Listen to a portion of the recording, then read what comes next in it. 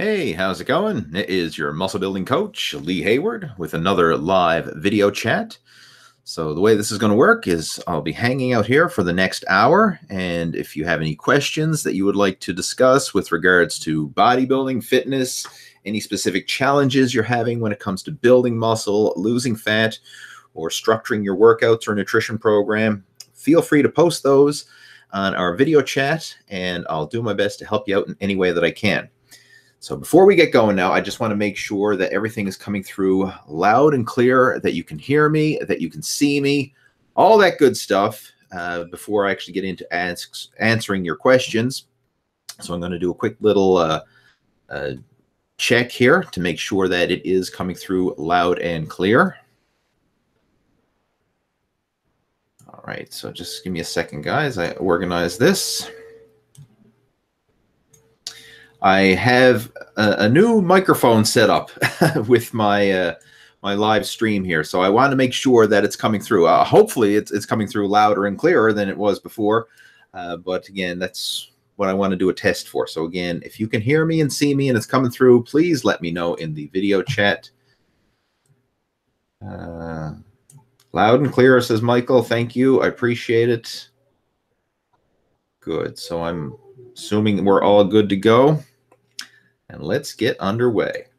All right, so again, if there's anything that you would like to discuss, any questions that are, or challenges that are troubling you with regards to fitness, nutrition, all that, please feel free to post those in our video chat, and I will do my best to help you out. I have one question that was sent in from a member of the Total Fitness Bodybuilding Inner Circle, and I'm going to cover that one right away here before I get into answering the questions coming through live on our video chat. And this one is from Dave. Dave is, like I mentioned, one of my Inner Circle Coaching Club members. And he's a cyclist as well as into working out. And he wanted to know basically how he can combine both of them. And he wanted some tips and suggestions on that. So he says that he is a keen cyclist. He rides a fair bit. And he wanted to know how that would structure in with his muscle building workouts and if cycling would have any negative impacts on his muscle gains. Says that he rides 2 to 3 times a week and he varies the intensity of the rides, and he also combines that with our workout of the month program on the Total Fitness Bodybuilding Inner Circle. Now, I myself am a recreational cyclist. I like to go mountain biking in the summertime, and I've done that for years. Like even before I got involved with bodybuilding and weight training and all that, I was, recreational into bike riding. I mean, when I was younger, it was BMX biking. As I got older, it was into mountain biking, and that's where I kind of focus my riding. I like getting out in the woods and going trail riding, and I've never had an issue with cycling hindering my muscle gains. Now, part of the reason for that is because I'm not an extreme cyclist. I mean, I'm not doing it excessively. It's not like a daily thing, and I'm not like riding, several hours a day or anything like that. It's usually like, it's kind of similar to what you're doing, 2 to 3 times a week. Maybe go out for, some rides it might only be an hour. Sometimes it might go out for a couple hours or more. I mean, every now and then I might like pack up and go off for, several hours, kind of like a day-long adventure or something like that. But that's kind of few and far between. But as long as you structure in adequate recovery time from your weight training workouts and your riding, and your diet can compensate for the calories that you're burning while riding, it's really not going to hinder you from building muscle. You can still build muscle with moderate amounts of cardio. And the biggest thing that you're going to find with that is just structuring it in so that you can still train in a progressive overload with your workouts. Because if you do a hard ride and then expect to go to the gym and do a hard weight training workout the same day, or even, it's just most likely it's not going to work that way. So on the days that I do a bigger, more intense ride, I'll probably skip the gym that day and try and like alternate it. If I'm going to do a ride, I'll do that one day, then weight training the next. And if you structure it in that fashion, it can actually be very complementary. You get the benefits of the cardio conditioning from the riding, and then you also get the benefits of the strength training workouts in the gym, and they can actually complement each other that way. But where it would get to be troublesome is if you're to the point where you can't fully recover. You're pushing yourselves with the riding and you feel that your performance on the bike is suffering, and then you're also pushing yourself in the gym, and then you feel that your weight training is suffering, meaning that you're not setting new personal records, or you're even struggling to complete the weight and the reps that you were doing previously. If you get to that stage, then you need to do like a big deload with both cycling and weight training in order to let your body recover. But as long as you can manage and tolerate it, and everybody's work capacity is different with this one, but as long as you can structure it and manage, and I mean, you can enjoy riding and you can enjoy weight training as well. And I think it's great that you have multiple forms of exercise, because it keeps things fun and enjoyable. And again, you can have one complement the other. All right, let's move into some questions. I'm just going to start from the beginning there. We have Nima's joining us as Haley. We have Stephanie is joining us. She says, just wanted to say, oh, sorry, it wasn't Stephanie. I just wanted to say hi, my name is James. So James is logged in under Stephanie's account. We've got Gladiator joining us. Hello, Lee. Josh is joining us, and he's got a question there. So I'm going to, and wait, no, there's another one came through. This one is from ResperGU. And he sent me a $5 tip right off the bat. Thank you much, man. I really appreciate that. Every little bit counts. And he says, maybe a recurrent question, how to lose weight and not so much lose too much muscle. All right. I'm going to answer that question first, and then I'm going to get into everybody else's question. Obviously, he was kind enough to sponsor the live chat, so I want to show him the respect and answer his question right away. How do you lose weight without losing too much muscle? That really, there's a couple of things you need to kind of wrap your head around when it comes to losing fat and building muscle. First off, we tend to not have as much lean muscle mass on our body as we like to think we do. I actually wrote a blog post about this, and if you go to my blog, leehayward.com, and search for you have less muscle than you think, or something like that. Or even if you went to Google and just typed in Lee Hayward, you have less muscle than you think, and you would get that blog post. And it really goes into detail about how our body composition works, especially when it comes to fat loss cutting. Because I'll give you an example. A lot of people who want to go on a fat loss cutting diet, let's just say we have someone who's 200 pounds, and you know, they're 200 pounds, they're smooth, and they think, well, man, if I lose 10 pounds, then I'll be lean and ripped and I'll have visible six-pack abs. And then what happens is they go and they lose that 10 pounds, and now they're 190, but they don't look any different. I mean, they still look exactly the same physique-wise as they did at 200, but now they're 10 pounds smaller. So in their mind, they're thinking, well, gee, I just lost 10 pounds of muscle. I didn't lose fat. But that initial weight loss that you experience whenever you follow a cutting diet, very often it's mostly water weight, it's intestinal bloat, it's excess water from glycogen, because when you consume and store glycogen in your body, that also retains water within the muscle cells. So, I mean, you lose a lot of that bloat and sometimes a little tiny bit of muscle fullness initially when you start a lower calorie cutting diet. It doesn't necessarily mean that you're losing muscle. Now, I mean, technically water weight is lean mass. So yes, you are losing some lean mass, but it's not the same as losing actual muscle tissue. But this really confuses a lot of people, because they'll lose that initial 10 pounds or so and not look any different. And thus they think, well, I'm losing muscle, but it's not the case. You need to get over that initial hump in order to really get into the fat burning zone.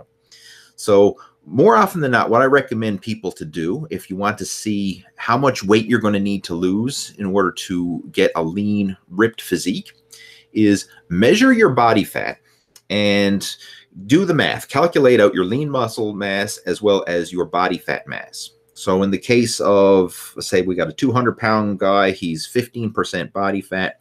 So if we work it out, that's 170 pounds of lean mass and 30 pounds of fat mass. Again, this is a theoretical example. I'm just using it for numbers' sake.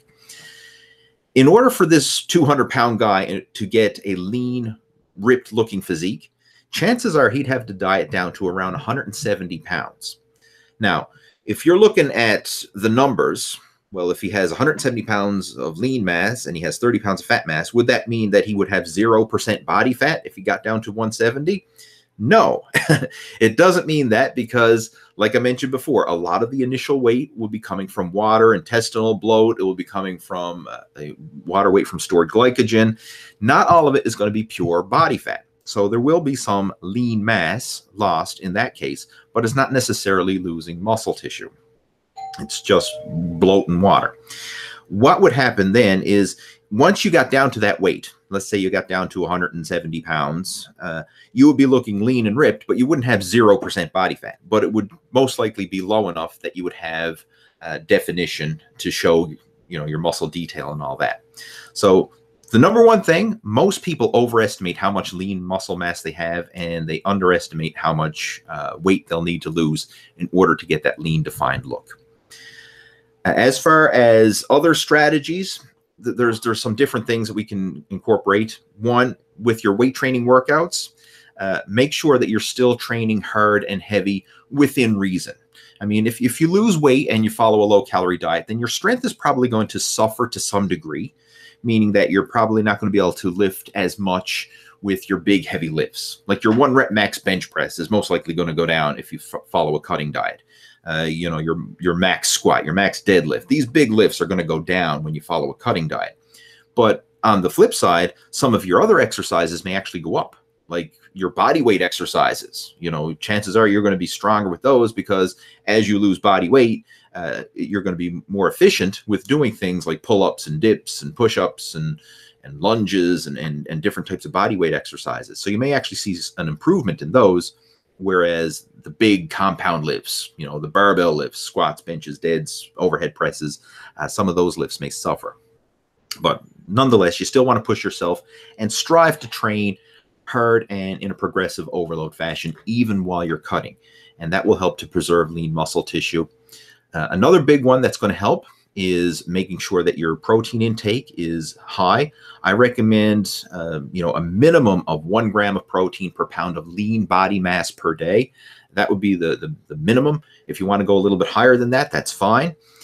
Another thing that can be very efficient and effective when it comes to maintaining muscle while losing body fat is to incorporate some form of calorie/carbohydrate cycle diet. Now, there's multiple ways of going about this, but by strategically having high calorie, high carbohydrate days in with your low calorie, low carbohydrate days, it can help to reset your metabolic rate. It can help to refill muscle glycogen, help to maintain lean muscle mass as you're dieting. And again, there's different ways of going about it. One of the most basic ways that I recommend a lot of people start with is have low calorie weekdays. So say Monday to Friday, be really strict with your fat loss diet, low calorie, low carb, whatever you decide that your macronutrients will be in order to be in a cutting diet.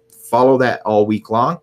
And then on the weekends, bump up your calories by increasing your carbohydrate intake. And that will help to offset some of the lean mass that you probably lose while following the low calorie cutting diet. And by strategically doing that, you'll actually make better progress over the long term. So those are some strategies that you can implement. But the biggest one is to get your mind around the bigger picture of how much weight you actually need to lose in order to get lean and defined. And to help you with that, again, Google search Lee Hayward, you have less muscle than you think. And you'll get my blog post that goes into a lot of detail explaining this. And I even break down some numbers so you can visually, see how the process works. All right. So again, thank you for that. Thanks for the support. And hopefully that helped answer your question. Let's move on. Josh is joining us, and he says, do you have any tips on nutrition to recomp? Basically, I just kind of covered some tips on recomp. That the same strategies would apply. The low-calorie carbohydrate cycling. So go through a phase where you're low carbs, and then phases where you're going higher calories and higher carbs. And that is my number one tip if you want to recomp, meaning lose body fat and build muscle, is to incorporate that into your diet plan. When you follow a low-calorie, low-carb diet for an extended period of time, eventually your metabolism is going to start to slow down to match your caloric intake. And that's where cycling your diet can help, because it helps to physically trick your body into thinking that it's not dieting or it's not going through a starvation phase. And that's where, you know, you need these higher calorie days in there to literally trick your body and to force it to believe that it's the metabolism still running high. You know, your metabolic hormones, your thyroid and your leptin levels and all this are still functioning at proper levels. And that's one of the things I found to be very effective. And I've even had some coaching students of mine, especially guys who are getting ready for bodybuilding competitions, who are very strict with their diet and training and cardio and all that stuff. So they're doing everything that they think they should be doing to lose fat. And they're like just hitting a plateau. They've been in a caloric deficit, low carb, 2 hours of cardio a day, weight training workouts, posing practice on top of that. So, I mean, everything is like go, go, go, but they're not seeing the progress that they should be. Or they're like, you know, I should be losing more fat for the effort and the diet that I'm following. And when that often happens, what I recommend people do is to literally take a step back, change the approach for the moment, focus on a caloric surplus, cut back on the cardio, you know, and really trying to reset the metabolism to trick your body and to get it feeling that it's actually not in this deficit. It's not getting into this survival mode. And that actually can help to reset your metabolic rate, reset your metabolic hormones. And then when you go back to the low calorie diet afterwards, it's just like you start the process all over again, and you can see some really good gains.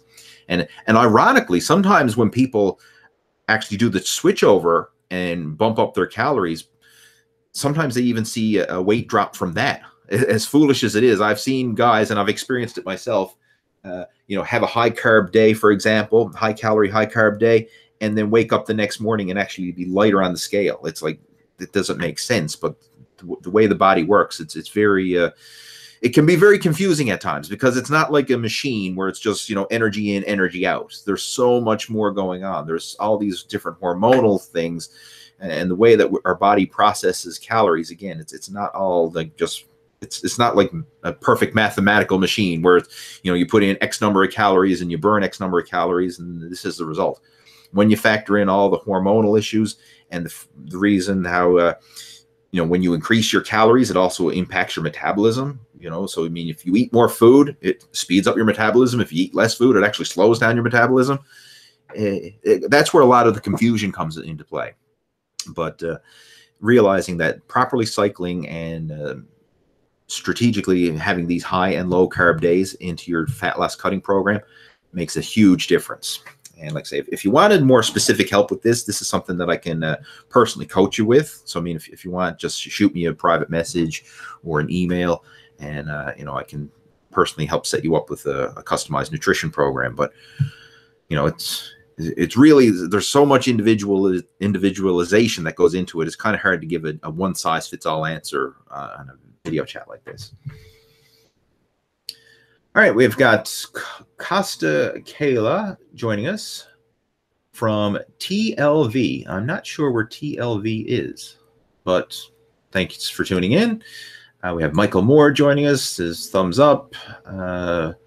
Costa saying a big fan. We've got Jermaine Myers saying hi, Lee. Gary is tuning in, saying everything's come through loud and clear. Good stuff. Some people are saying it sounds way better. I hope it does. Actually spent money on a microphone, and I'd feel awful stupid if I spent money on a microphone and it didn't sound better. So thank you. I'm glad that that's the case. Okay, let's see what else we got. NG1988. Hello, Lee. Love your videos and knowledge sharing. You definitely know your stuff. Well, thank you very much. I appreciate that. Glad you find these video chats helpful. Nima's got a question asking about creatine during a contest. Will it help with water? Sorry, will it help the water it holds in our muscles during the contest? I personally like to use creatine while cutting, and this can actually tie in perfectly with some of the previous questions that I just answered. Another way that you can maintain your lean muscle mass while losing body fat is to supplement with creatine, because the way creatine works is it helps to increase energy production, helps to increase ATP energy production, which if you study, you know, the way the body works, ATP is everything. It's required for all the metabolic functions in your body. I mean, ATP is your body's energy, and it's constantly going through a cycle of regenerating ATP, using it and regenerating it. And creatine helps with this process. It helps to regenerate ATP, adenosine triphosphate, ATP for short. But what it also does is it helps to pull fluid, water, and nutrients into the muscle cells. So it can help to maintain lean muscle. Muscle tissue is 75% water. So having more water and more nutrients into your muscles can help to, it's literally like an anabolic effect. It helps to maintain the muscles. If you are dehydrated, that is catabolic. It actually, you know, can contribute to breaking down the muscle. So making sure that you stay hydrated. And with that being said, I'm going to have a sip of water. A little bit of hydration anabolism going on right there. But the creatine, water, helps to maintain the muscle fullness, and you can do that right through a cutting diet. It's not going to hinder your fat loss because water doesn't hinder fat. I mean, yeah, it may, if you cut your water, you're going to lose weight, but it's not necessarily fat weight that you're losing. It's just dehydrating your body. And again, muscle is 75% water. So the weight that you lose is primarily coming from muscle, not necessarily coming from, you know, fat or anything else. So keeping yourself hydrated, supplementing with creatine can help. The only time that you would probably manipulate this is if you're a competitive bodybuilder, physique competitor, fitness model, peaking for a photo shoot or something along those lines, is during the final week when you're going to have your contest or your photo shoot or whatever it is that you're peaking for. You can do a bit of manipulation with your water. And again, there's different strategies, and that can be a whole topic in itself. So I'm not really going to go into huge detail on it here, but you can manipulate it then, and you may or may not want to, you know, cut the creatine out at that stage. Personally, I would keep it at a maintenance dose right on through, and that's what I've done in you know, past years getting ready for competition. I've tried cutting creatine out during the pre-contest diet, and I've tried maintaining it throughout, and I don't think it hinders your definition at all. If anything, it can help to maintain your muscle fullness leading into the competition. So I would use it at maintenance dose, say like 5 grams a day, right on through, and keep it consistent. And once your body is adapted to it and everything else, it's not going to hinder you know, your ability to lose water weight and to peak for a competition or photo shoot or whatever. Okay, we got who else? Oziel, O-S-I-E-L, I guess. Oziel, I don't know how to pronounce it, but anyway, he says, "Hi Lee, I've been using your 12-week for mass program. I went from 130 pounds to 161 pounds in 1.5 years. I want to do a mini cut. How do I go about it, and how do I start getting back my calories after that?" To start a cut, this is the thing. When it comes to changing your program, it's not nearly as complex as a lot of people make it out to be. All I would start, all I would start with is look at your current diet now. Like literally track whatever it is you're doing as far as, you know, your meals, your food choices, and everything else, and clean it up. Step 1, clean it up. If there's anything in your diet right now that you think shouldn't be in there, like let's say there's an occasional trip to the drive-through, you know, or maybe you order a pizza every now and then, or there's burger and fries or something like that. Clean that stuff up. If there's cake or ice cream or sweets, clean that stuff up. I mean, it's not complicated. It's just, you know, cleaning house. You're going to just take your basic diet, clean it up, and replace those foods with clean, natural, unprocessed foods. That's it. You don't need to go into worrying about cutting calories or any crazy specific macro split or anything like that. Step 1, for the first month, clean up your diet. Don't make it any more complicated than that. I would also bump up your cardio. If you're not doing any cardio, start with, say, like 30 minutes a day. Doesn't have to be anything crazy. Could be even just getting outside and going for a 30-minute walk. But do moderate cardio and clean up your diet. Step 1. That's how you start. Once you do that for at least a month, chances are you're going to notice some fat loss from that alone. You probably lose several pounds of not only water weight and bloat, but you probably even start getting into actually burning fat mass as well. Then you can basically start manipulating your diet based on how your body's responding. I mean, if you're still seeing progress just from eating a clean diet and doing regular cardio, then ride that out for as long as you can. You know, the idea with fat loss cutting, I encourage people to try and lose fat on as high of a calorie intake as you can. So burn fat while consuming maximum calories. And the reason for that is because it's going to help to maintain your lean muscle, and it's going to keep your metabolism and metabolic rate higher. A lot of people take the opposite approach, where they want to kind of do that crash diet, lose fat as fast as possible approach. So they try and diet on as low of calories as possible. But all that's doing is really kicking your metabolism in the nuts because you're taking your otherwise healthy metabolic rate and you're just putting it into starvation mode, and it's going to cause everything to slow down faster than normal. So have that in the back of your mind. Think of, I'm going to diet on as high of a calorie intake as I can while still moving forward. Don't try and cut out calories and starve yourself just for the sake of starving yourself. Think of doing it in a structured fashion and only make reductions when you are at a plateau and you need to make further reductions. So step one, clean it up, bump up the cardio, and then ride that for as long as you can. And once that stops working for you, then you can start getting into some strategic, calorie cycle diet where you go through phases of low calories and then phases of high calories and structure it in that way. And again, the easiest way to do it, and I would recommend for most people, low calorie weekdays and then higher calorie weekends. And the biggest macronutrient that you're going to be manipulating during these phases of high and low calories is your carbohydrate. Your protein should stay relatively stable throughout the entire phase. Fat intake should remain fairly consistent. I mean, it can fluctuate a bit, but should be consistent.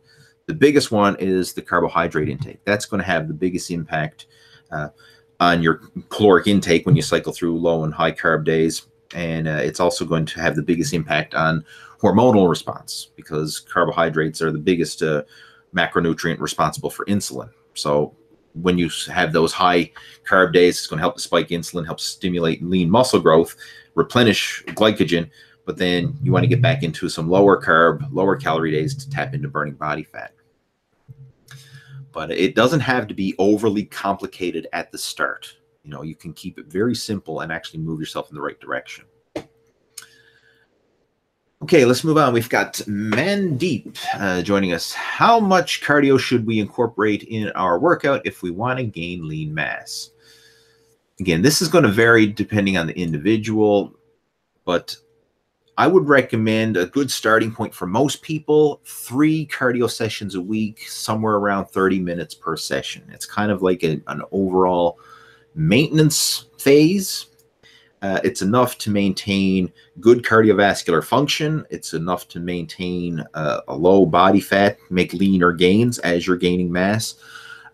So 3 30-minute sessions per week is a good benchmark. I mean, you can play around with it a little bit, but that would be a good starting point.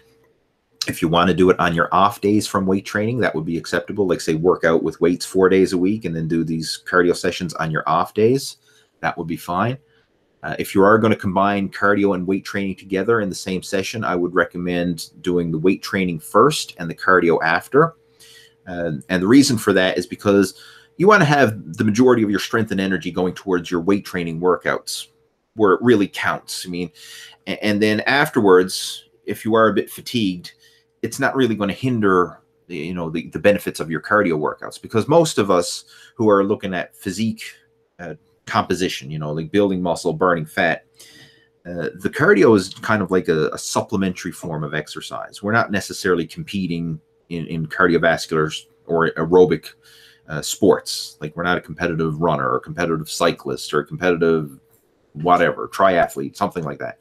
It's usually just a supplementary form of exercise.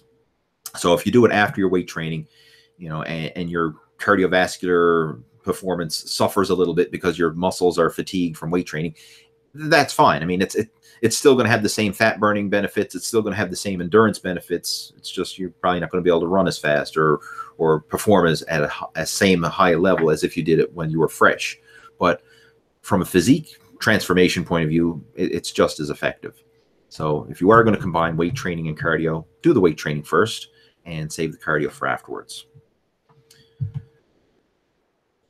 Okay, we've got the Gaming Pro is joining us, and he says, this is an interesting question. I know for those of you who are watching the live video chat right now, the Gaming Pro wants to know my opinion on masturbation and bodybuilding. I actually made a video about this a while back. I kid you not, I made a video on it. Oh, geez, a few years back. But I can't remember the title of it, but I'm sure if you Google search Lee Hayward masturbation or something like that, it's going to pop up there. Pop up, pardon the pun. But seriously, I made a video about it, and it's kind of like just taking light on the topic of it. I kind of made a joke of it all. But sex and masturbation, right? You know, masturbation is just sex for one. You know, if you're having sex for two, then boom, or more, then good for you. But the whole idea of that, it's a natural part of life. I mean, if it's done in moderation, it's not going to have any negative impacts on your life or your muscle gains or anything else. If it becomes problematic to the point of like addiction, and there are people with sex/masturbation addictions, and it's kind of taking priority over other things, and it's just becoming excessive. I mean, it's crazy as it is. This is a weird topic. I knew a fella back in high school. Him and another guy, they had a competition. They wanted to see who could masturbate the most in one day. And what it was is each time they popped one off, they called a friend, and he was the one who was keeping track. So at the end of the day, they were having a competition to see, and I don't know the numbers, but it was well into the double digits at the end of the day, right? Each of these guys having a competition to see who could do it the most in one day. That is addiction. That's overkill. That's going to cause problems. But I mean, if it's moderation, you know, like 3 times a week or whatever, or something like that. Look, same with cardio. I mean, like I say, if you want to do cardio in moderation, it's not going to hinder your muscle gains. If you want to have sex and masturbation in moderation, it's not going to hinder your muscle gains. But if it becomes a problematic or addiction and interferes with other aspects of your life, then yeah, that's a problem. But, you know, it's, as far as the whole issue, I mean, it's a natural part of life. You have to do this. If you're a normal, healthy person, you're going to have some sort of sexual outlet in your life, be it that. Hopefully it's with a partner. If it's not, it's with your right or left hand. But that's just a natural part of life. So keep it under control. That's all I'm going to say. We'll move on from there. Oh, we've got an interesting video chat today, haven't we? Raider is joining us, and he says, having incline bench press and incline dumbbell bench press in the same workout routine, is that okay? Yes, it's okay, but it's kind of redundant at the same time if you're thinking the exact same chest session. So if I'm going to the gym today, for example, and I'm going to train chest, I personally would not do incline barbell press and then incline dumbbell press in the same workout. I would probably have them structured into my routine where, you know, one day I do incline barbell press, the next I do incline dumbbell press, or however you want to structure it. But doing them together back to back, it's kind of a bit redundant because the movement is so similar, right? The only thing's difference is you're holding a barbell versus a dumbbell. So I think that's a kind of redundant movement. You know, I would prefer you to do another chest exercise. And if I'm looking at a good, well-structured chest workout, I usually will have some sort of press variation, a bench press, barbell, dumbbell, incline, decline, flat, some sort of press. Then I'm going to have some sort of fly. Could be pec deck fly. It could be a dumbbell fly, some sort of fly variation. Then I'll usually, if I'm using positions of flexion, I'll have a fully stretched fly variation and then a peak contracted fly variation. So it might be a dumbbell fly for fully stretched, and then I might do a pec deck fly for peak contraction. And if you want to add other stuff beyond that, you could possibly look into like a body weight chest exercise, such as a push-up, or maybe another different variation, such as a pullover. A pullover is kind of like chest / back, but a pullover is really like an entire torso exercise. because it does incorporate the chest, it does incorporate the serratus, it does incorporate the lats. So it's kind of a total torso exercise, but you can incorporate it with chest or a back workout. But that's the way I would look at the movement patterns, and try and avoid doing redundant movement patterns back to back, because again, it's not really doing you any good in the single workout session. Now, over the course of time, if you want to cycle it up, like let's say you're following a program and incline barbell bench press is your main chest exercise, and then you feel that you've hit a plateau with that and you want to switch it up, then that's a time when you could do, okay, I'm going to switch it up and do incline dumbbell bench press and work that one until I hit a plateau. And then you can change it up again and do another variation. Now, that's a very effective way to structure your workouts as well. But again, the whole 2 similar exercises back to back, you know, it's, again, there's nothing wrong with it. You can still make it work, but if you want to be the most efficient workout program and still be the most effective, it's kind of redundant. Okay, let's move on. Ray is joining us. Ray Nintendo, what's a good bicep workout for a truck driver? I don't see where the profession comes into play. I mean, you could say what's a good bicep workout, but I mean, as far as a truck driver versus a construction worker versus, you know, a government employee, you know, I really don't see the relevant of the occupation in that situation. What I would recommend for a good bicep workout is getting back to the whole positions of flexion thing. I would recommend starting off with some mid-range bicep exercise, usually some sort of standing curl. It could be a standing barbell curl, it could be a standing dumbbell curl.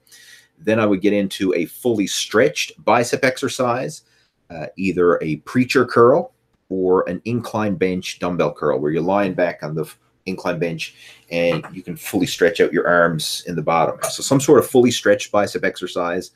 And then I would incorporate a peak contraction bicep exercise. Could be like a concentration curl, or you might even have some sort of bicep curl machine available at your gym, or like a cable curl where you're going to get more of a peak contraction in the top range of motion. And if you combine those 3 movement patterns, the mid-range, the fully stretched, and the peak contraction, you're basically hitting the muscle from all major ranges of motion, and that would be a good overall complete training session. So you can use it for biceps, and you can also implement that style of training with all your major muscle groups.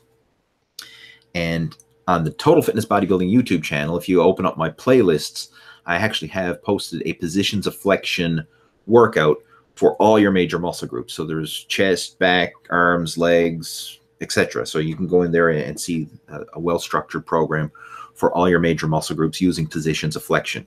And if I had to choose like one program that I kind of favor more than anything else, it would be the positions of flexion style. All right, we have Ken joining us. Ken says he recently started doing 1 teaspoon of creatine per day, and he's been feeling dehydrated no matter how much water I consume, especially upon waking. Any advice on countering this? Well, if that's the only change you made, the creatine, and you're feeling dehydrated, no matter how much water you consume, like, well, you can really kind of look into it, like how much water are you consuming? Because when you're in that initial phase of creatine and you've never consumed it before, and let's just say your body was in a deficiency of creatine, or at least not at optimal levels, because some people respond better to creatine than others. And I think it has ultimately to do with their diet. Like if you're eating a lot of foods that are naturally high in creatine, like a lot of meat and fish and high protein foods that also have a decent source of creatine as well, then you're not going to be as deficient as someone who probably doesn't eat as much of those foods. And for different reasons. I mean, some people are just going to naturally have higher levels of creatine than others. So when it comes to supplementing creatine, some people are going to respond really well. Some people are going to take it and they're going to like, meh, I don't really notice much of it. But it's kind of, you know, you're going to get mixed results. But if you're feeling dehydrated, then obviously I would consider, you know, drinking as much water to quench your thirst. You know, so drink it frequently throughout the day. One of the keys when it comes to dehydration, like a lot of people will probably drink excessive amounts of water in a single sitting, like, drink 2 or 3 glasses of water in one go. Whereas a better solution that I find is to have frequent sips of water. So carry that bottle of water with you and sip it frequently throughout the day. While you're working, whenever you go anywhere, like in my case, I keep that bottle of water at my desk. So throughout the day when I'm working here, I can sip away at it. When I go anywhere, take that bottle of water with me. When I go to the gym, I take it with me, and I'm constantly sipping the water throughout the day. I try not to excessively drink a lot of water in one go. The only exception where I will drink a lot of water in a single go is first thing in the morning. When I wake up and I feel dehydrated after all night, I usually start my day with at least a half a liter of water before I consume anything else. Sometimes it's even more than that, but it's usually at least a half a liter of water, 500 milliliters, first thing in the morning. That goes into my system before anything else, before I have a cup of coffee, before anything. I do that to just kind of combat the dehydration that I experience overnight. And then throughout the day, it's usually just small sips frequently. And the key with avoiding dehydration is try not to let yourself get thirsty. Like, don't wait until you're physically thirsty before you drink. That's kind of a sign that you're already dehydrated. Try and stay ahead of the game by frequently sipping water throughout the day. And that will keep you ahead of the curve as far as dehydration is concerned. Another little tip you can look into as well that can be like a benchmark if you're dehydrated or not is the color of your pee. When you go to the bathroom to take a pee, if your pee is dark yellow, that's a sign you're dehydrated.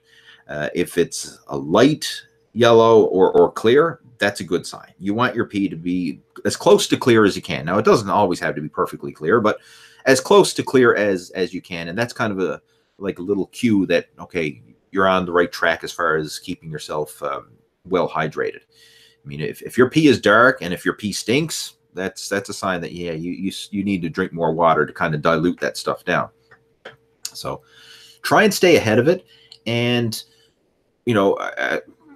feel it out. Like, give yourself some time to let the creatine get absorbed into your body and get your body adjusted to it. That usually takes a couple weeks or more before you really become, I guess, acclimated to the creatine.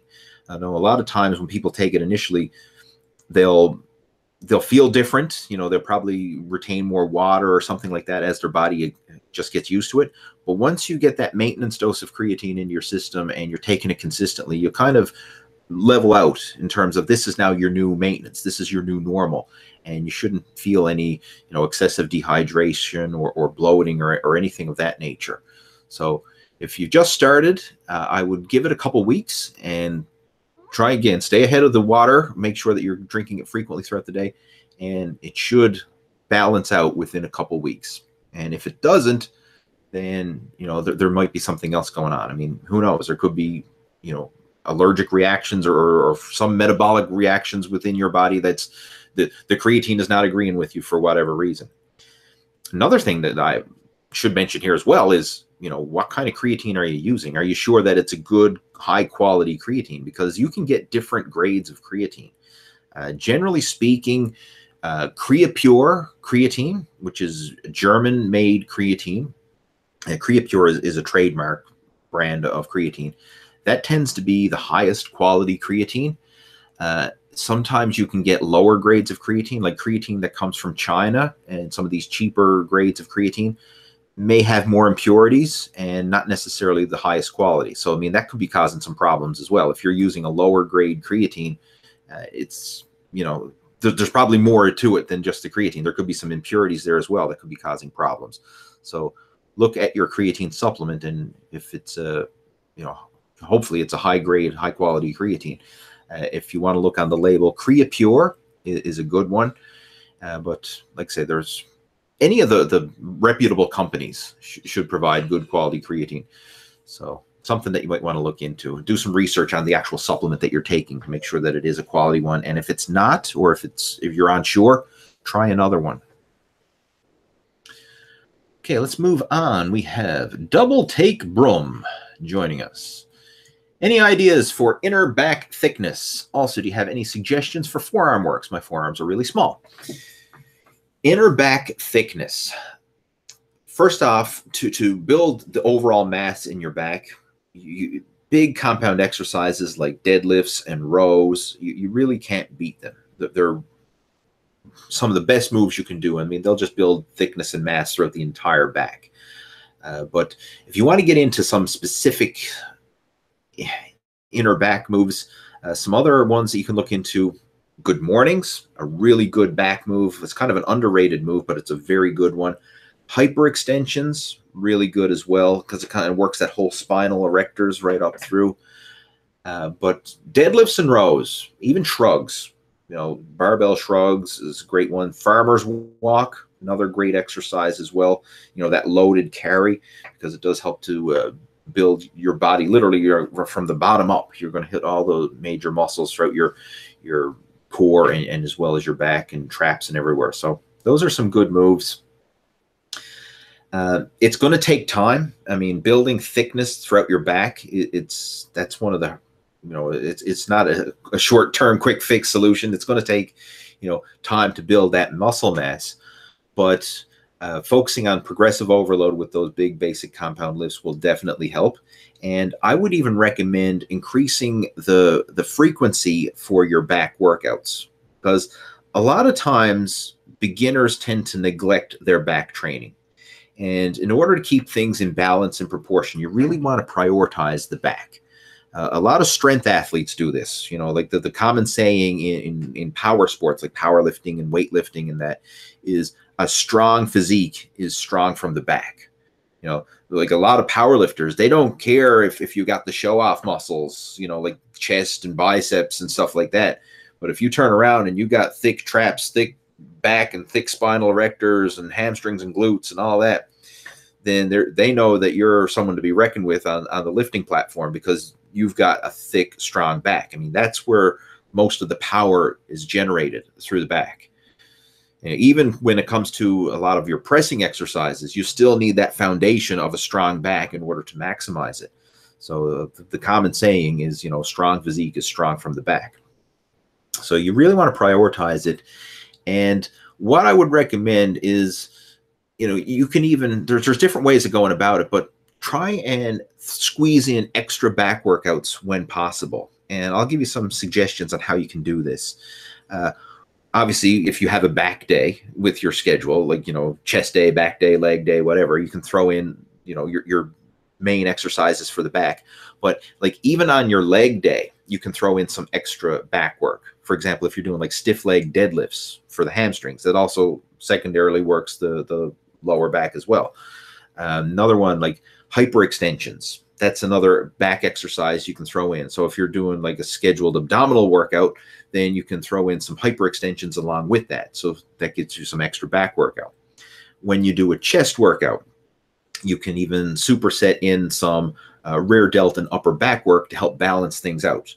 So for example, if you do, like I said, do your bench presses, after you finish your bench presses, throw in a couple sets of either rear delt work or face pulls or something like that for the upper back, and help balance it out. So you don't necessarily have to have multiple back days in your training split, but look for ways where you can squeeze in extra back exercises to kind of complement and to balance out your routine and increase the total volume that you're doing for your back.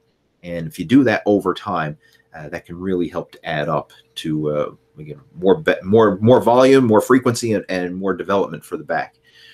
And try and do it in such a way that it's adding to your workouts without causing you to overtrain. Like these little supplementary exercises that I mentioned, throwing in a little bit of rear delt upper back work with chest, throwing in some lower back work with your legs through like good mornings or stiff leg deadlifts, and balancing it out with, your abdominal and core work.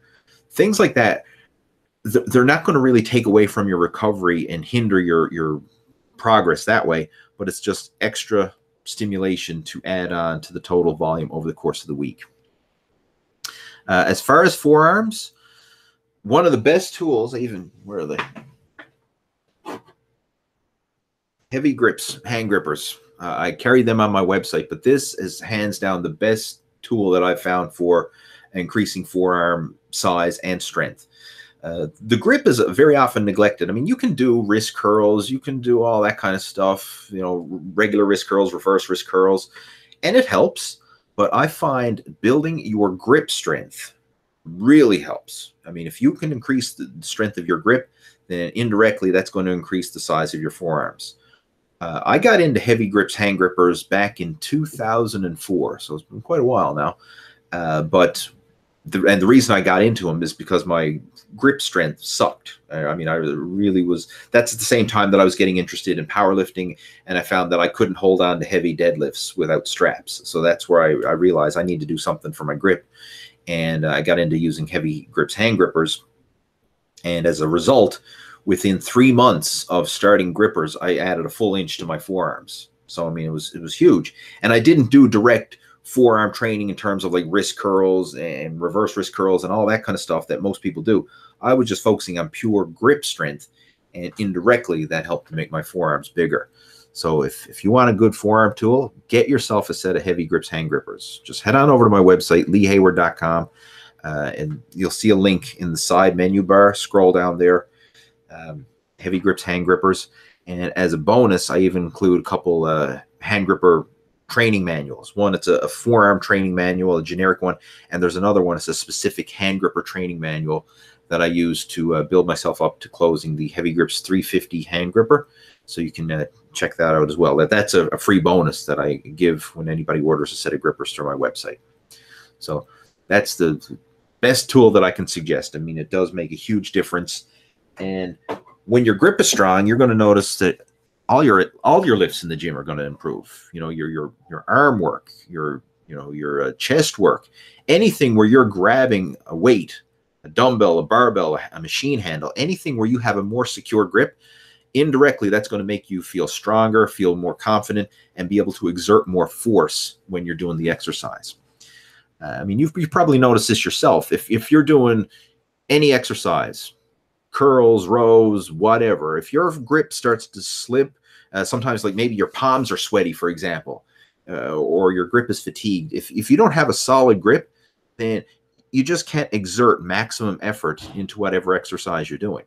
But if your grip is solid, you know, like say you chalk up your hands before an exercise, so you got a good solid grip, no sweaty, slippery palms, that makes a huge difference. I mean, you can just attack the weights with so much more confidence than you can if your grip is like mushy or slippery or something like that. So strong grip, it will increase your lifts all over, universal, right across the board. Okay, let's move on. Michael is joining us, telling, where was that to? I think I might have skipped some questions here, or did I? If I did skip some questions, I do apologize. Sometimes when I'm answering these questions, the comments jump, and I lose my place. Okay.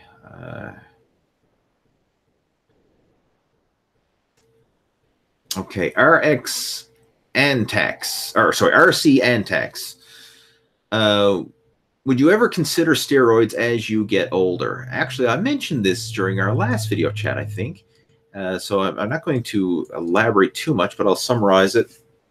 As I get older, and this is not just myself, but this is anybody for that matter, especially men who are getting into their, 50s, 60s, and beyond, something you might want to definitely consider is getting your hormone levels checked by your doctor.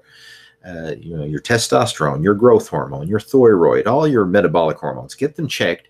And if they are in the low range, consider hormone replacement therapy, and at least look into your options. And I would definitely be open-minded to doing that, because I've talked to several gentlemen who are in their mature years, 40s, 50s, 60s, and beyond, who have looked into and utilized hormone replacement therapy. And every one of them came back with positive reports saying that, they feel better, their energy is better, their strength is higher, their sex drive is better. I mean, because when your hormones decline, it just suppresses everything. I mean, you feel depressed mentally. I mean, your energy is in the toilet, your strength and muscle mass, and you start to lose muscle, you start to gain fat. I mean, it's just everything kind of like snowballs downhill. But if you can keep your hormones in healthy range and do so under a doctor's supervision, then you can kind of combat a lot of these negative side effects of low hormones and the aging process. And the thing is, once you're at that stage where your hormones are naturally declining, it's not like you're going to screw up anything. It's not like a teenager who's still growing and still has natural hormone production and all this.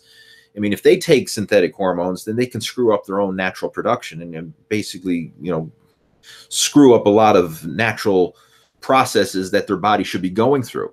Whereas someone who's older and their body's already on the way out, if you will, everything's already on the decline, then supplementing with hormones at that stage, I mean, you're not screwing anything up because the system is already starting to wear out as it is. What you're doing at that stage is basically prolonging the life that you have and making it more beneficial in terms of strength, energy, and lean muscle mass and all that stuff. I mean, there's a lot of negative health benefits from having too low hormones. I mean, too low thyroid, too low a growth hormone and testosterone. I mean, if those are low, that has negative health consequences. And if you can keep those in the optimal range, yeah, I mean, you can be healthier and live a much more enjoyable life. So I'm definitely going to look into it as I get to that stage. I'm not there yet, but I certainly hope to get there someday. I hope to live a long life and be around for a long time. All right, Raiders joining us. How do you properly use pyramid sets to make sure you are progressively overloading the muscle? For some reason, I think I covered this question last week too, but I'll answer it again. When it comes to pyramid sets, what you need to focus on is the heavier sets in the pyramid. The initial sets that you do in the pyramid are more or less just warm-up sets. Like, let's just give an example of, you do a set of 15 reps for lightweight. Then you do a set of 10 reps with a little bit heavier weight. Then a set of 8 reps with heavier weight again. And then probably go to a set of 6. So you could have that pyramid. 15 reps, 10, 8, 6. Well, I wouldn't really count the 15 rep set because that's kind of like a warm-up. The 10 rep set, I really wouldn't emphasize that one too much either. But once you start getting into the 8 and the 6 rep set, and if you choose to go higher, then you can also factor in that as well.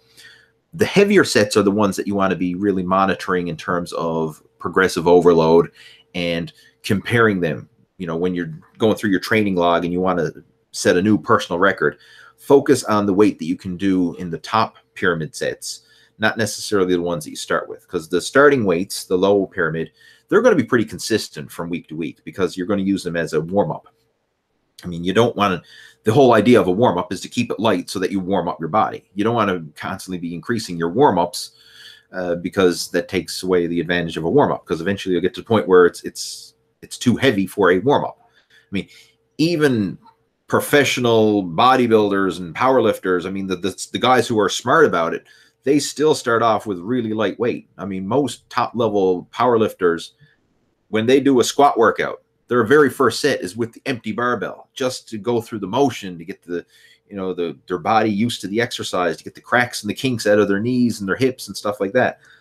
Same thing with bench presses or whatever. I mean, the first set should be the empty barbell. Then you do a very light warm-up set, and then just go through multiple progressively heavier warm-up sets from there. It's only the top weight sets that you're really going to record and track in terms of monitoring your progressive overload over time. All right, let's move on. What other questions have we got? We've got Kenneth joining us from California. I just want to say thanks for all the help. I'm glad you enjoy it, Kenneth, and thank you for tuning in. Denise is joining us, and she says, if I walk 5 blocks to the gym, do I still have to warm up? Yes, you do. But the fact that you're doing cardio, i.e. walking to the gym, is a great general body warm-up. I mean, that'll get your heart rate elevated. It'll get blood flow circulating throughout your body. So that's really good. I mean, so you wouldn't need to go and do any additional cardiovascular warm-up when you get to the gym, but you would still need to do some mobility and warm-up sets. before you did your workout. For example, if you were doing a chest workout, you'd still want to go through some mobility exercises for the chest and the shoulders and the elbows to limber all those areas up.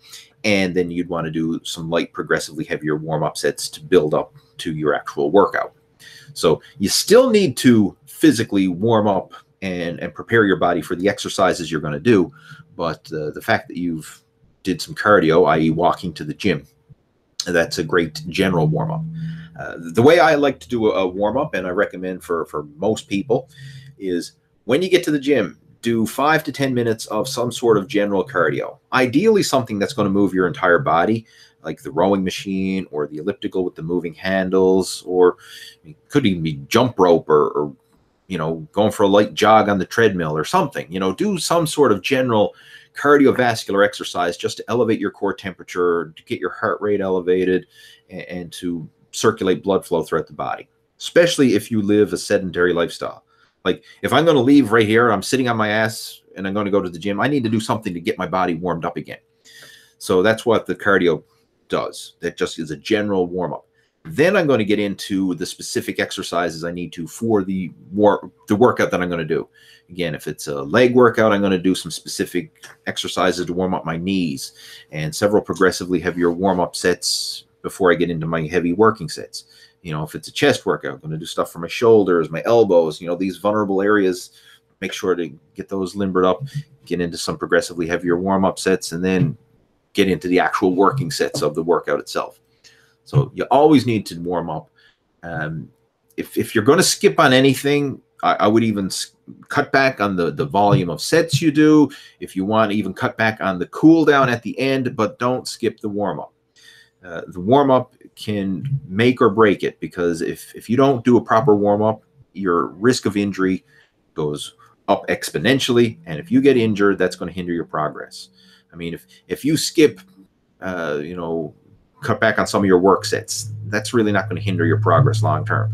If you cut back on some of the cool down, like say you do post-workout stretching and you're pressed for time and you don't stretch after your workout, that's really not going to hinder your progress in the big scheme of things. But if you skip the warm-up and end up pulling, straining, or tearing something because you're not properly warmed up, that's definitely going to hinder your progress. So the warm-up is absolutely critical. Don't shortcut your warm-up for the sake of saving time in the gym. If you need to save time, cut back in other areas, not the warm-up. All right, Gary's joining us, and he says, I've changed my diet. I've upped my carbs on macros to help balance out so I can. Let me just start again. Highly help. I have changed me diet, have upped me carbs on me macros to balance out so I can cut cause I want muscle definition. I have good size, but me belly fat still covering me abs. Okay. I've read that. That was word for word. I'm normally trying to smooth things out, but have changed me diet, up me carbs, and on me macros to balance out so I can cut because I want muscle definition and have good size, but belly fat still. All right. Generally speaking, if somebody's trying to go on a cutting diet, they're not going to up their carbohydrates. They're probably even going to do the opposite. They're probably going to lower their carbohydrates, or at least lower their overall caloric intake in order to get into a caloric deficit. So you're saying you've upped your carbs because you want to lose belly fat. That's kind of a half-ass way of going about it. All right, he's got a part 2 of this question too. I'm going to read that too as well. Also, I've been training high-intensity workouts. I do change me workouts or diet. Any advice would be appreciated. All right. For losing body fat, I'll give you some good general guidelines that you can start with. First off, you're not going to increase your carbs. You're not going to increase your calories. You're going to take the opposite approach. You're going to decrease them, right? I mean, in order to burn fat, you need to be in a caloric deficit. So you're actually consuming less food than you burn so that your body can resort to burning some stored body fat to make up for that energy deficit that you're, through the extra exercise you're doing, your body's going to tap into burning stored body fat to fuel those workouts.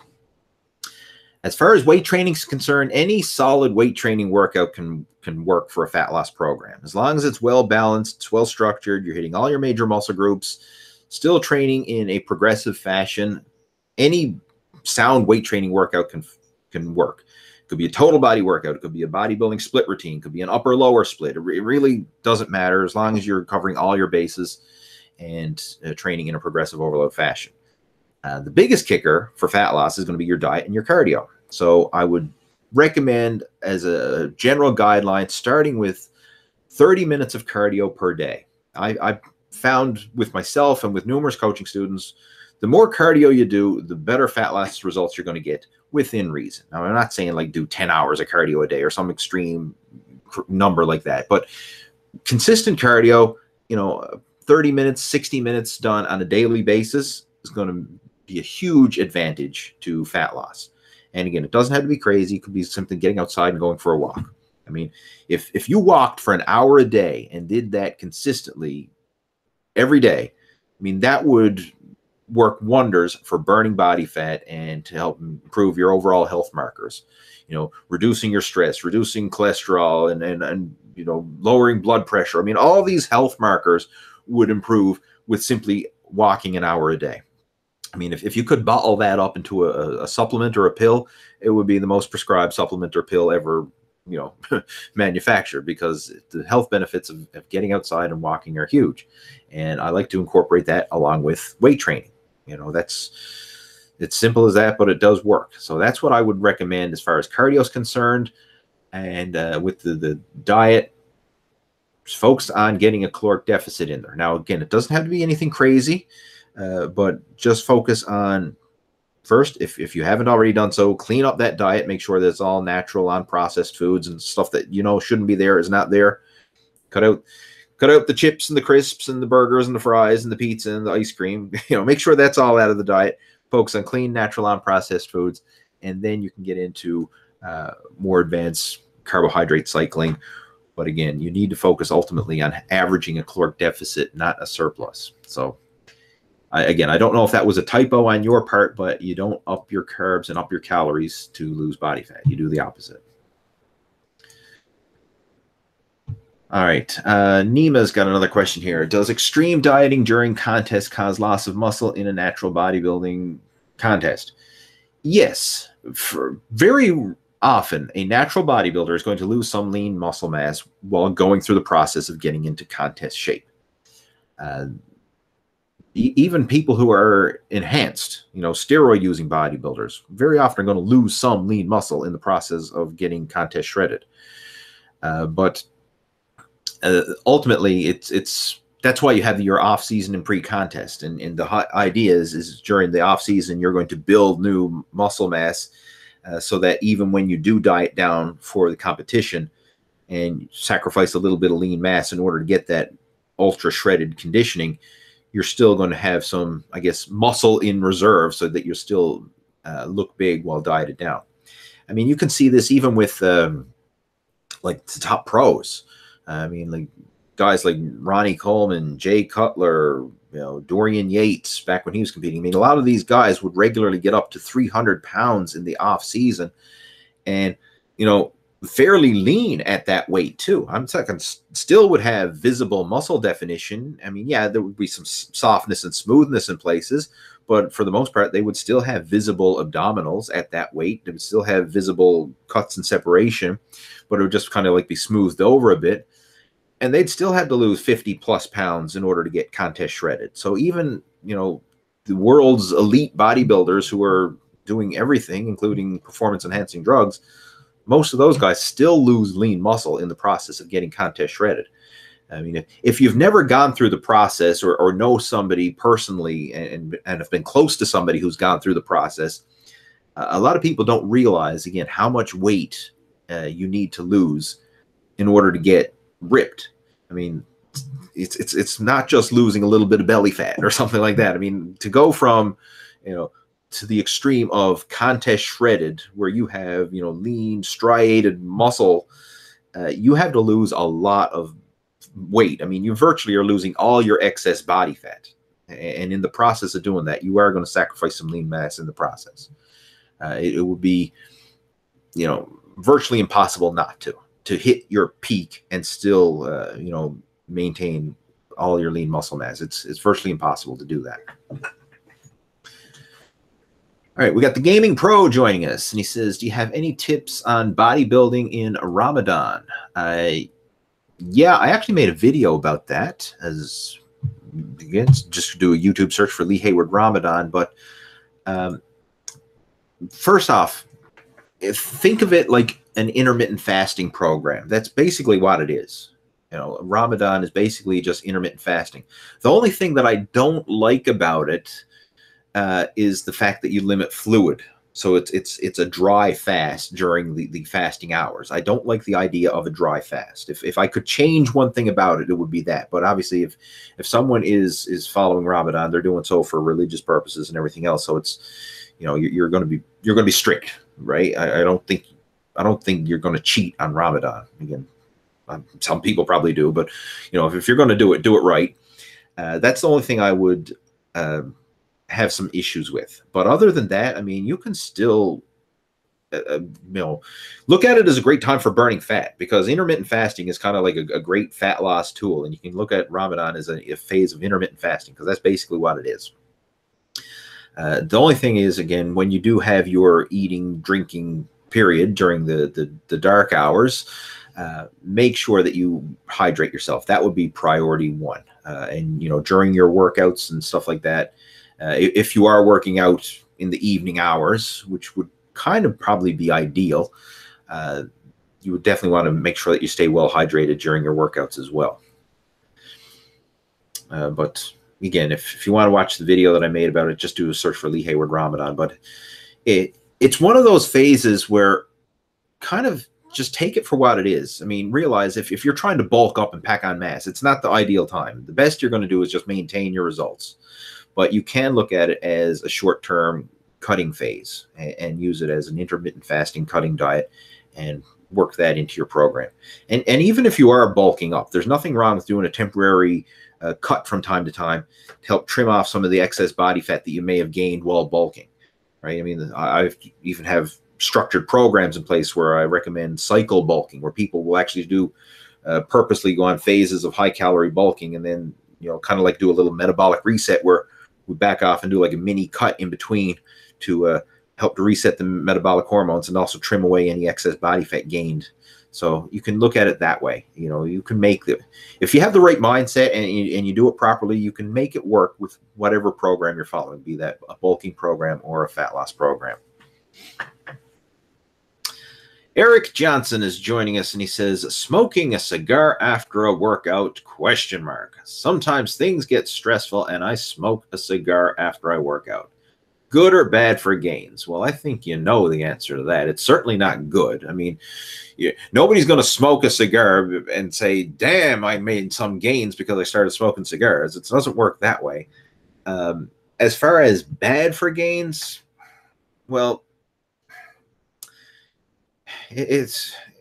there are bodybuilders out there who smoke, cigarettes or whatever. I mean, and still get progress. I mean, a lot of European bodybuilders smoke and, still make progress. I mean, North America has a different attitude towards smoking than Europe and a lot of other parts of the world. Like North America, I'm speaking specifically in Canada, where I live.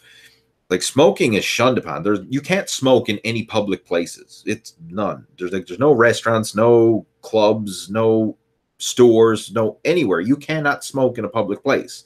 You have to do it in your own home or do it outside or whatever. So smoking is kind of like shunned. Whereas in other parts of the world, it's totally acceptable. I mean, you can smoke wherever you want. Who cares, right? So the mentality is smoking is bad, but I've seen a lot of bodybuilders, who still smoke and still make progress. So it's not that smoking is helping your progress. It's that you're doing other things that are right and you're making progress in spite of the fact that you're smoking.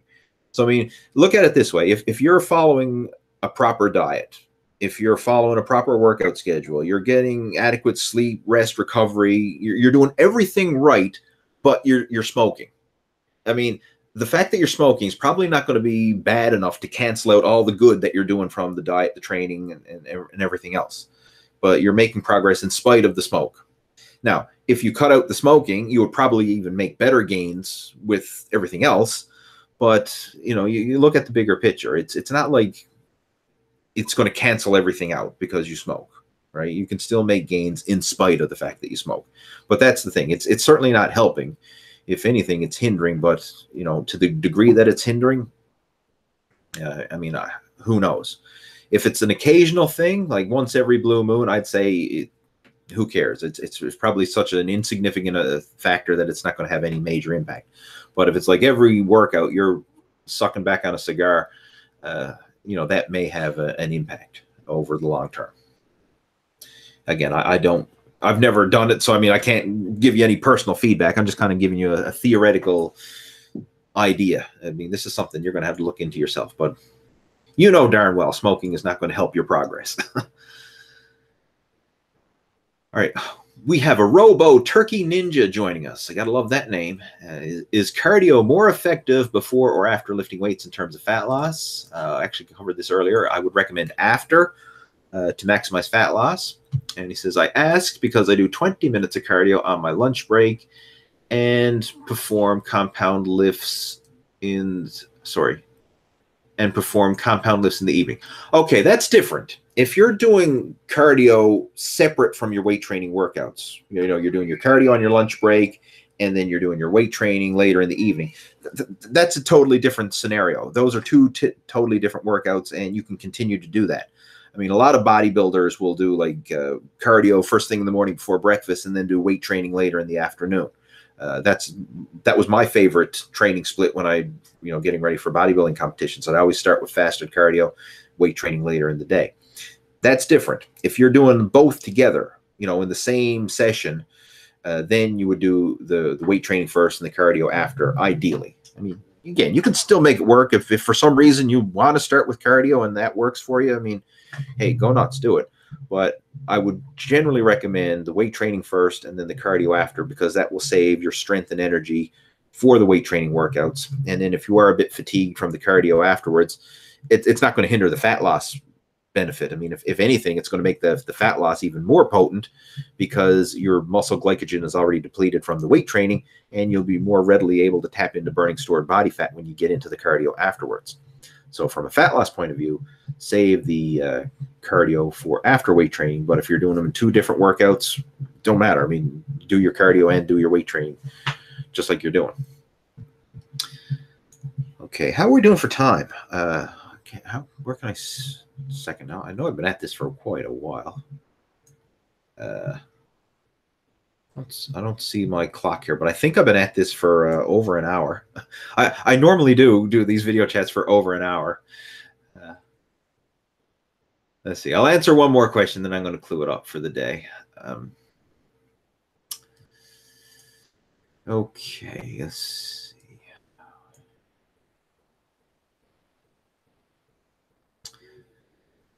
Sketch just in case. All right, we had a lot of questions about cutting, so I'm going to answer this one. It's another cutting-related question, and this one is from Sketch J1. Skeech, I guess I don't know, but Skeech J1 says, how much strength loss is normal during a cut? That really depends on how extreme you go with your cut, but the general idea is, as you lose body weight and as you consume a lower calorie diet, you are going to see a reduction in your strength. I did touch on this earlier. Most of the strength you're going to notice, the strength loss, that is with your big compound lifts, meaning like your absolute strength. The 1 rep max bench press, the 1 rep max squat, the 1 rep max deadlift. I mean, those lifts are most likely going to go down because they're very body weight related. When your body weight is high, those lifts tend to be high. I mean, if you do nothing else, like if you just gain weight, chances are, and you continue to train and everything else. I don't mean gain weight by sitting on the couch eating potato chips and not working out, but if you're working out consistently and doing all that, and you gain weight, you bulk up and put on muscular body weight, that indirectly is going to improve your squat. It's going to improve your bench press. Most likely it'll even improve your deadlift as well. But just simply being bigger helps you lift more weight. As you lose weight, it kind of negatively affects those exercises. So more often than not, if you lose body weight through cutting, you're going to see a drop in those big exercises. However, when you lose weight, it can also make your body more efficient. So it depends on how you monitor or how you are measuring strength, because a lot of times your overall conditioning and your overall work capacity may actually increase as you lose body weight. So your exercises you can do for repetitions will probably even improve in some cases, especially body weight exercises. You know, the number of pull-ups, push-ups, squats or lunges and sit-ups and all that kind of stuff.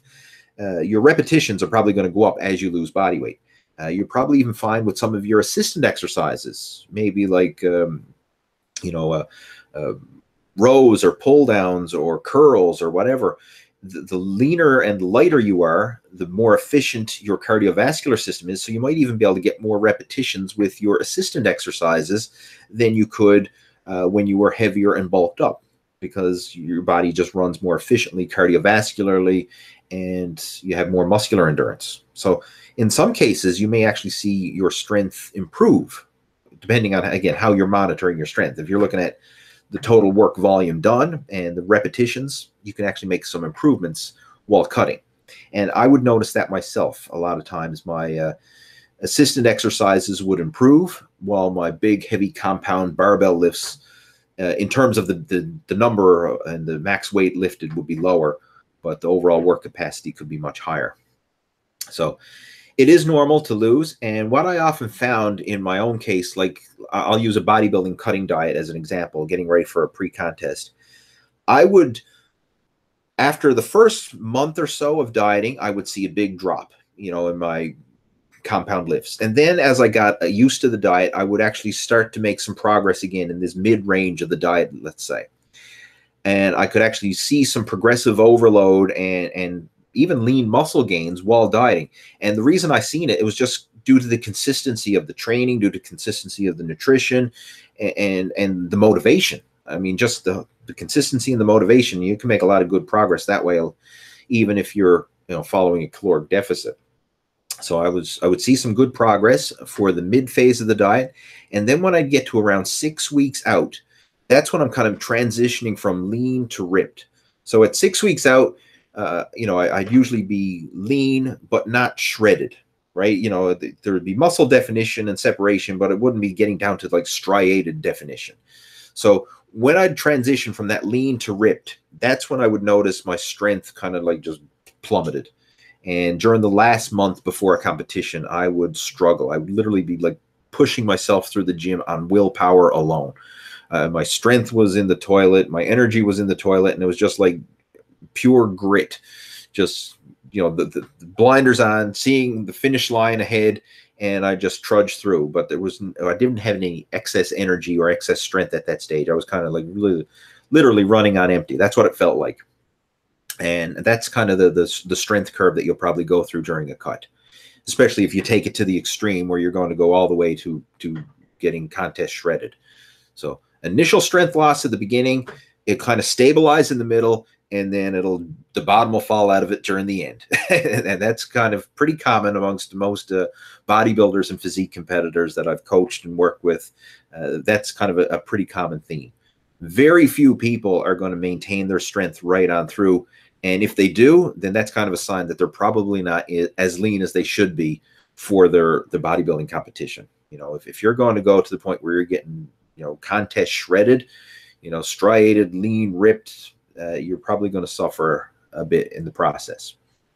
So that's an overview of how I found the process works. And it's kind of a general overview of how it works for most people. All right, guys, I'm going to get ready and clue up our video chat. Again, I just want to thank you for tuning in. Thanks for the questions and the support. It's much appreciated. And I will have the replay of this video chat posted up online with all the timestamps so you can replay and go through and jump to the sections that interest you the most. So hopefully you found this beneficial, and I'll be doing another live video chat next Friday. So have yourself a fantastic weekend, and I'll talk to you next week. Take care. Over and out.